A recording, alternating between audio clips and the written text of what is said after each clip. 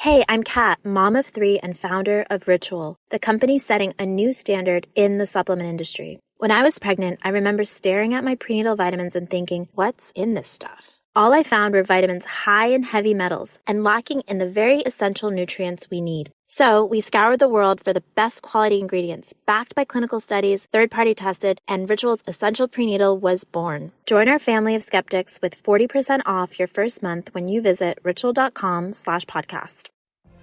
What if you could have a career where the opportunities are as vast as our nation, where it's not about mission statements, but a shared mission?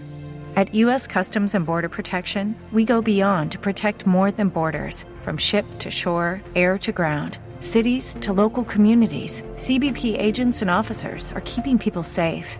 Join U.S. Customs and Border Protection and go beyond for something far greater than yourself. Learn more at cbp.gov/careers. Now it's Our Miss Brooks, starring Eve Arden.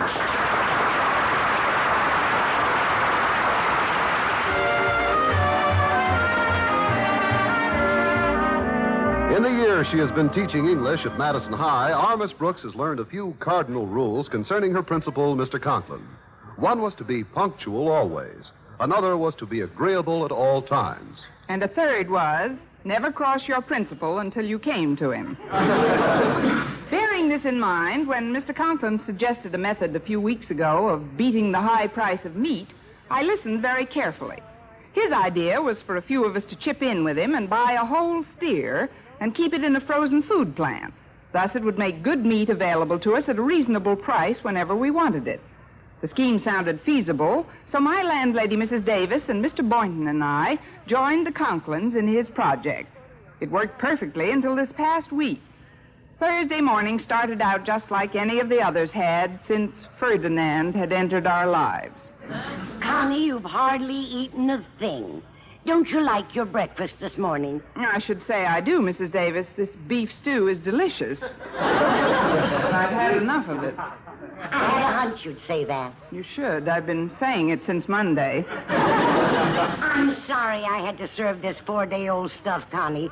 But since we bought that steer, we've had more meat than we know what to do with. And anyway, Oh, that's probably Walter to pick me up. Come on in, Walter. The door's open. I hope he brought his appetite with him. Maybe he'll do away with some of this meat. Or vice versa. Good morning, Miss Brooks. Good morning, Mrs. Davis. Hello, Walter. You look a bit gloomy, dear. Yeah, I am. Would you like a bite to eat? That usually cheers you up. What do you got? How about a slab of beef on a nice pointed stick? No, thanks. Now, I'm in big trouble with Harriet Conklin. Well, why not sit down and try a little of our stew? That ought to make you forget Harriet for a while. That ought to make him forget everything for a while.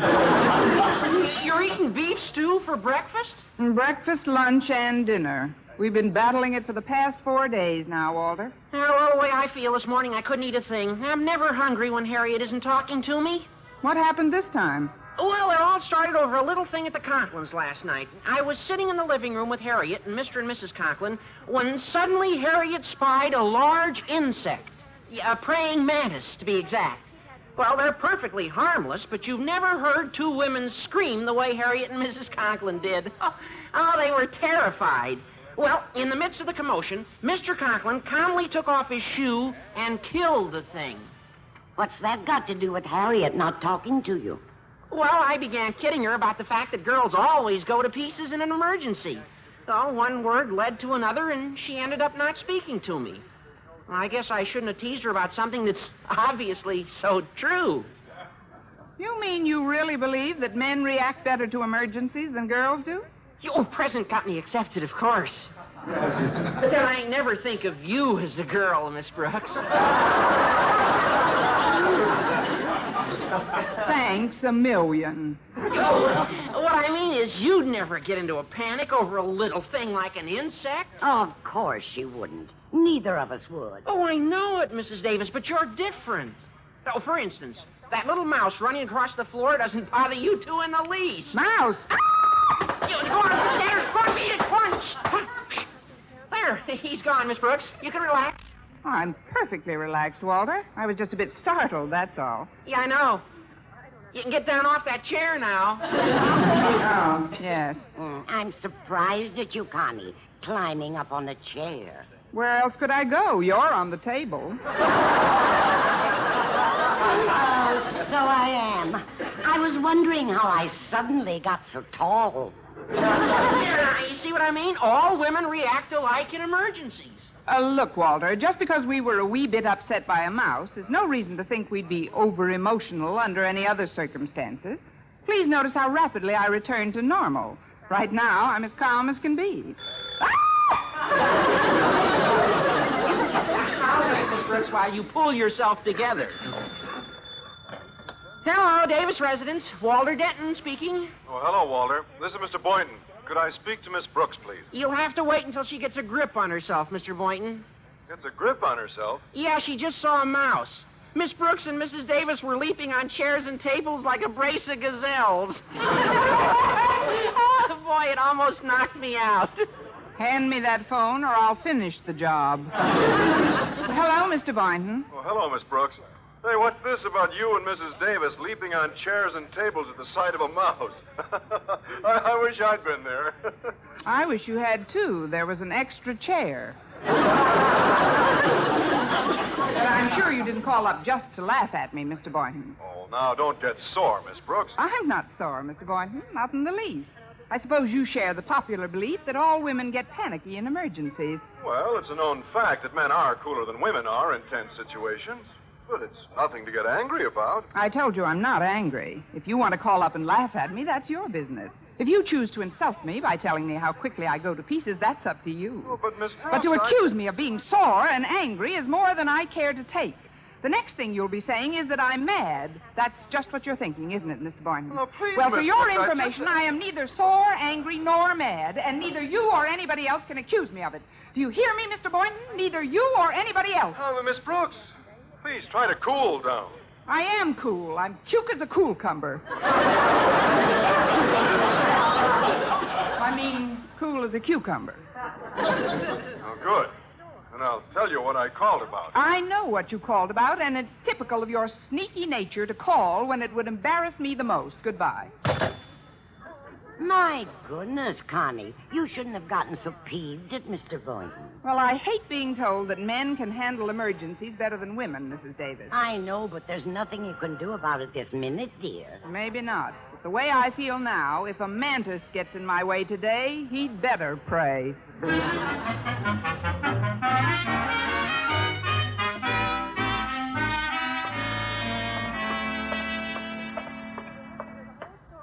Oh, Miss Brooks, wait up a minute. Oh, good morning, Harriet. Oh, I'm glad I caught you before you went into your first class. I wanted to talk to you. What is it, dear? Well, you've probably heard about the enormous insect at our house last night. Harriet, that's no way to talk about your father. Oh, you mean the praying mantis? Yes, I've heard about it. Well, since last night, Mother and I have heard so much about male superiority in emergencies that I'm not talking to Walter and Mother's not talking to Daddy.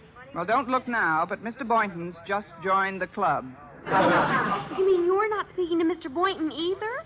Why? Was there a praying mantis at your house, too? No, just a mouse. Mrs. Davis and I became a bit unnerved when we saw one, and Walter blabbed about it to Mr. Boynton on the phone. Oh, I see. What about Mrs. Davis's cat, Minerva? It's a good thing she wasn't there. She'd have been more frightened than any of us. Well, I wish there was something we could do about it. Here you are, Harriet. Good morning, Miss Brooks. Good morning, Mr. Conklin. We were just talking about you. Oh, did Harriet tell you how I slew that enormous praying mantis last night? Yes, sir. I understand you're having it mounted for your trophy room. Miss Brooks, casting aspersions on my courage is most ill-timed, coming as it does from one who has spent the better part of the morning perched on a dining room chair. Why, that little stool pigeon. I wouldn't have brought up the episode had you not made your disparaging remark. It's hardly necessary to reiterate a truism we are all aware of, that in emergencies, large and small, men are much superior to women. Daddy, you have no right. Silence. You wouldn't care to discuss the point further, would you, Miss Brooks? Not with my salary check due tomorrow. That is, no, sir. Very well. Now, Harriet, I want you to go home immediately after school and help your mother prepare for our dinner party tonight. She broke her silence long enough to call and tell me she wanted you. All right, Daddy. You're having a big dinner tonight, sir? Yes, Miss Brooks, for several members of the Board of Education. That steer we bought certainly comes in handy. Without it, I could never have invited all those important people. Oh, that reminds me, I'll have to take a trip down to the refrigerator plant this afternoon for some steaks. I could lend you some beef stew. No, thanks. Well, I've got to get back to my office. I hope you two will voluntarily break up this catty clutch. Or will I have to get a mouse and stampede you? Oh, mouse and stampede. Oh, I will have my little joke. Liberal is right. Now, you see, Miss Brooks, doesn't that attitude make you furious? It certainly does, Harriet. There must be some way to eliminate it. There is. But where can we find a long enough wall to line up the male population of the United States?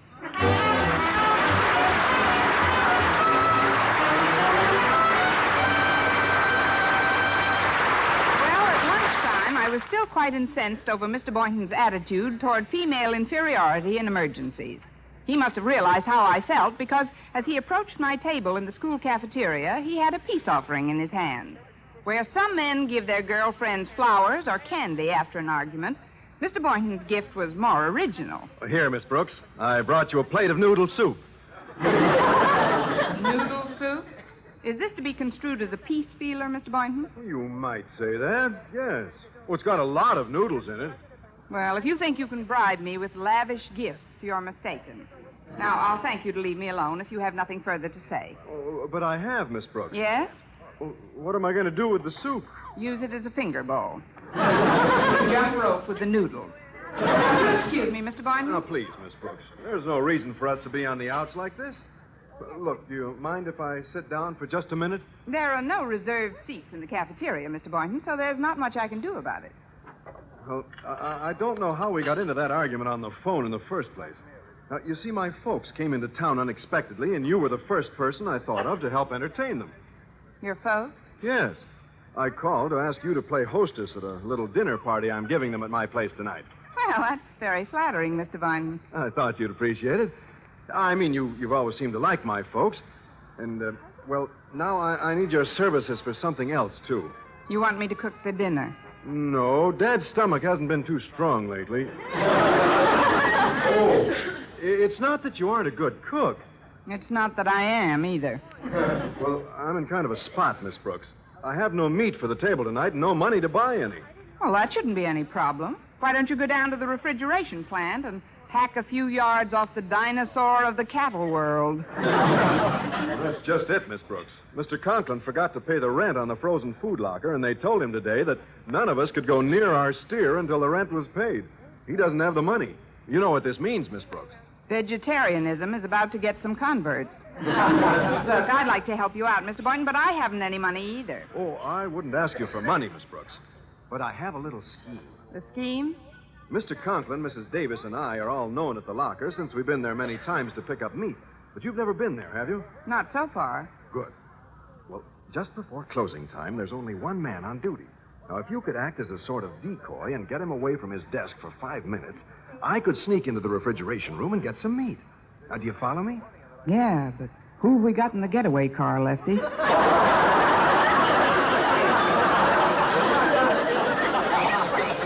It's our own steer, Miss Brooks. We'll straighten out the rent bill later on. Now, will you help me? Well, where do you stand on male superiority in emergencies, Mr. Boynton? Oh, now, please, Miss Brooks, this isn't the type of emergency we were talking about. I just meant that women have a tendency to fall apart under pressure. Well, don't look now, but your decoy has just disintegrated. Oh, but Miss Brooks... Sorry, you'll just have to get someone else. Well, I'm sorry I've made you angry again, but if that's the way you feel about it, I will have to get someone else. There isn't much time, so if you'll excuse me... It's a pleasure. Well, see you later, Miss Brooks. Much later. Of all the nerve. Asking me to help him, and then I should have dropped this noodle soup right into his lap. Men of the limit. Sometimes I wish... Well, there's no sense in going overboard. You must have money in the bank. Or were you rehearsing a speech for your class? I'm afraid you're wrong on 2 counts, Mr. Conklin. No matter. Miss Brooks, I'd like to make amends for my curt treatment this morning. Look, I brought you a little gift. Why, Mr. Conklin, you shouldn't have. And it's just the color I like, too. Yes, I remembered that you take your coffee black. Do you mind if I sit down? Not at all. Take this chair. It's still warm. To come straight to the point, Miss Brooks, I have a little favor to ask you. I never would have guessed. I wouldn't dream of asking it except in this dire emergency. Could you find it in your tender heart to lend me 10 measly dollars until payday? I couldn't find 10 measly cents in my measly heart. I'm flat broke, Mr. Conklin. I was afraid of that. Mr. Boynton told me the predicament you're both in, and you have my sympathy, sir, but... I'm going to need more than your sympathy, Miss Brooks. You see, I need some meat desperately for tonight. And the little plan I've invented to get it requires your help. Yeah, but who have we got in the getaway car, Lefty? I beg your pardon? Does the plan involve my acting as a decoy for the lone man in the refrigerator plant while you lope into the locker room and pilfer some protein? What? Yes. But how did you know? I've seen the picture. Mr. Boynton has a similar plan. And since you share the same low opinion of female behavior in emergencies, my answer to you is the same I gave Mr. Boynton. No, Mr. Conklin. No? I'm afraid you're barking up the wrong duck. Miss Brooks, allow me to point out that there is a difference between Mr. Boynton's position and mine. A difference? Yes. I happen to be the principal of this institution, and as I have pointed out in the past, it is within my power to make your life here either pleasant or extremely unpleasant. Now, my dear, what is your answer? Quack, quack, quack, quack, quack, quack.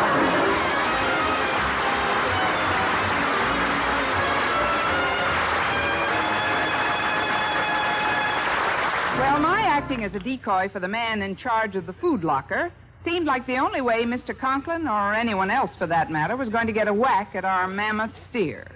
So shortly before 5 that afternoon, we entered the refrigeration plant and approached the locker in front of which the man was sitting. Well, there's the man at that desk, Miss Brooks. Now, we've only got 5 minutes till closing time, so we've got to move fast. Well, I'll take care of him, Mr. Conklin. You just watch for a chance and sneak into the refrigeration room. Right. Good luck, Miss Brooks. Pardon me, sir, but you've got to direct me to the owner of this company at once. I've got to see him immediately. It's urgent. Just a minute, madam. What's the trouble? This is the Premium Meat Company, isn't it? Yes. Then I'd better talk to Mr. Premium. It's an emergency. But there is no Mr. Premium. I'm in charge here, lady. All the others have gone home. Oh, well, then you'd better come immediately. Something terrible has happened. Where? Where? Oh, out front. There's been a dreadful accident. A car just crashed into the back of your delivery truck and ruined the whole thing. A delivery truck? But I didn't hear anything. It was one of those silent, sneaky crashes. Demolished the whole front end of it. The front end? But you said the car crashed into the back of it. What are you, a district attorney or a meat watcher? I'm telling you, it's a mess. You'd better go out and take a look. Well, if it's as bad as you say, there's nothing to be gained by going out now. I might as well wait 5 minutes until closing time. Closing time? Well, that's too late. I mean, this won't wait. It isn't only the truck that's damaged. The crash ruined the rear end of the car in front of it. Well, yeah, that's my car. Bingo. I'd better have a look, although I'm not supposed to leave this desk until closing time. Oh, I'll keep an eye on things for you. Believe me, I'll call you the minute the hamburger gets restless. You just go right ahead. Well, okay. I'll be just a couple of minutes. Now to get to that refrigeration room and give Mr. Conklin a hand. Ooh, it's cold in here. Mr. Conklin? Mr. Conklin, are you in here? Over here, Miss Brooks, in this third row of steers. Where, Mr. Conklin? Right here, Miss Brooks. What's the matter? Don't you recognize me? Oh, of course. You're the blue one without the government stamp.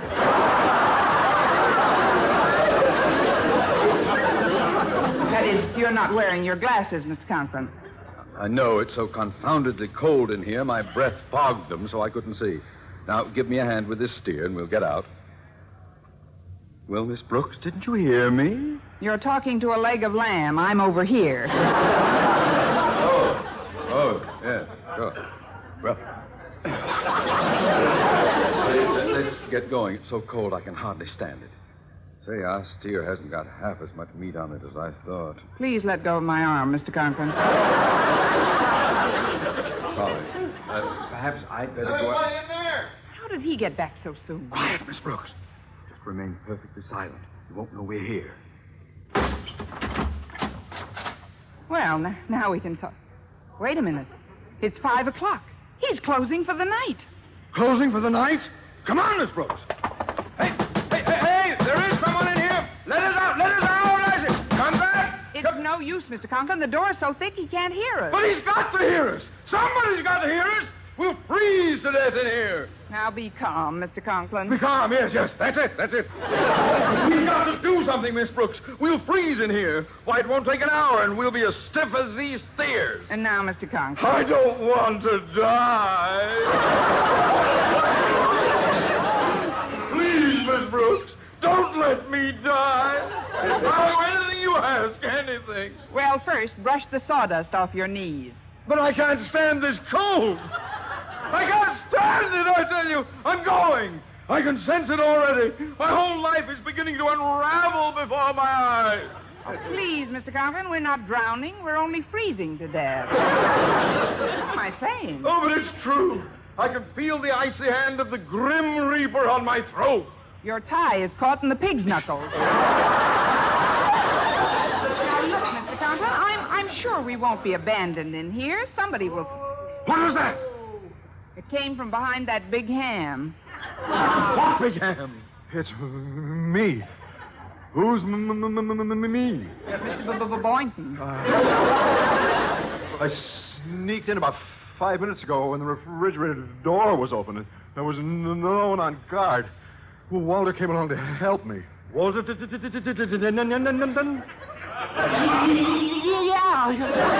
Yeah, it's chilly in here, isn't it? Well, it's going to get chillier. We're locked in for the night. Locked in? For the night? But we'll... Freeze to death! What do you know? The Andrews brothers. Oh, Miss Brooks, this is terrible. I don't want to die. I'm too young to die. I'm too important to die. I'm too useful to die. I'm just decorative myself. You three he-men will stop shivering for a minute. But I can't. I'm afraid. I just want to go. What's that? Oh, the door's opening. This way, madam. Thank heaven they're American.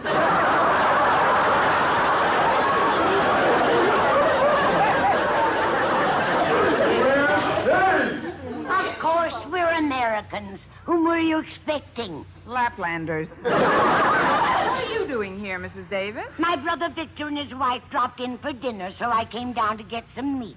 Luckily, I caught this man as he was leaving the building. Yeah, and if she hadn't paid part of the rent you owe on your locker, she never would have gotten in. Oh, what a break. It was extremely fortunate for all of us that you got here, Margaret. Especially for me. I certainly exploded the myth of male superiority in emergencies. Oh, I don't know. We weren't that panicky, Miss Brooks. You weren't, huh? Well, do you know something, Mr. Boynton? What? After seeing you three in action, I'll never be afraid of any other mice again.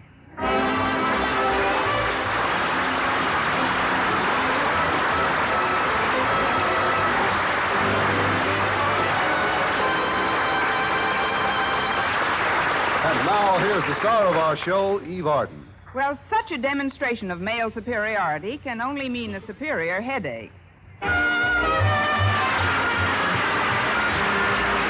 Miss Brooks, starring Eve Arden, transcribed, was produced and directed by Larry Burns, written by Arthur Oldberg and Al Lewis, with the music of Lud Gluskin. Mr. Conklin was played by Gale Gordon. Others in tonight's cast were Jane Morgan, Dick Crenna, Bob Rockwell, Gloria McMillan, and Joel Samuel.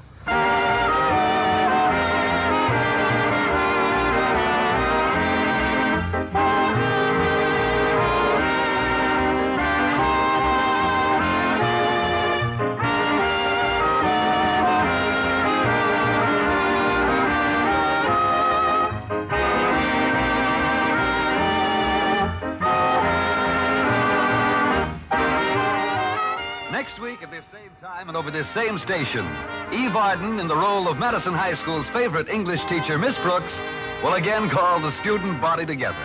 Don't you be absent.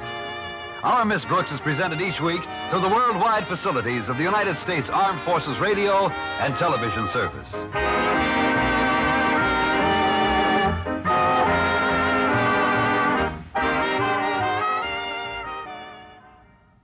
Try Cora's cult favorite tampons today, without joining a cult. Cora's #1 selling 100% organic cotton tampons are made without pesticides, chlorine, or rayon. Whether it's a definitely flowing Super Plus day or a barely there light day, you can rest or rally easy knowing Cora's got you covered. Plus, with every purchase, Cora donates period products to people in need. Find Cora nationwide at Target, CVS, and online at cora.life. Okay, round 2. Name something that's not boring. A laundry? Ooh, a book club. Computer solitaire, huh? Ah, sorry, we were looking for Chumba Casino. That's right, ChumbaCasino.com has over 100 casino-style games. Join today and play for free for your chance to redeem some serious prizes. ChumbaCasino.com. No purchase necessary. Void where prohibited by law. 18+ terms and conditions apply. See website for details.